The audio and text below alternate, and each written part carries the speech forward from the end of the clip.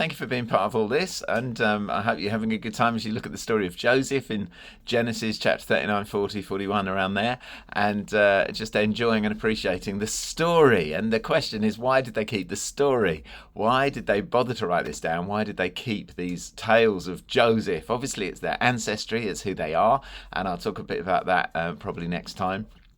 But there's also there's a few incidents that really help the exiles and hopefully really help us. One is that God can change things in an instant.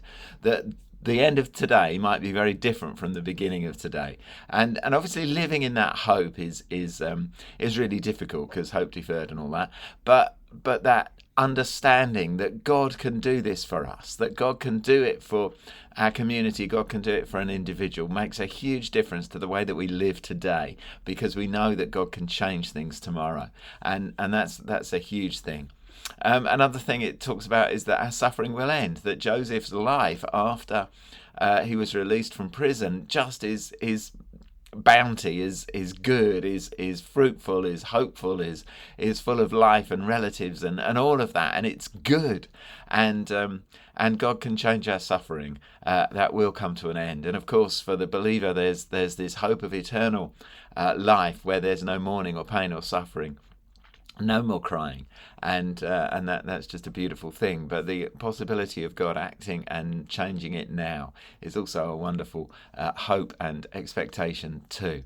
Then there's the stuff around faithfulness, and that God rewards faithfulness, that God honours those who are faithful to Him, and I think again we've got exceptions to this, but we know that actually over the long term, that God rewards those who earnestly seek Him. And whether that's faithfulness in Scripture and prayer and the disciplines, whether it's faithfulness in evangelism and outreach, whether it's faithfulness in seeking to serve God in ministry, or whatever that looks like, God rewards that.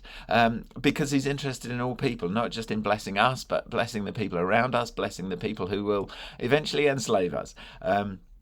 Blessing the Babylonians, blessing the Egyptians, blessing Potiphar, blessing the brothers, blessing those who have contact with us, and that's really important to understand and to see, because it's so easy to get into this sort of hunkered down mentality where we stop looking outwards and seeing God's work around our community, around our world, and then that whole elevation of wisdom, and it's by wisdom that Joseph saves the town, Joseph saves the nation, Joseph saves all the people, and the importance of pursuing wisdom and asking God for the ability to make wise choices in order that might trump our circumstances, that might trump our famine, our desperation, our need.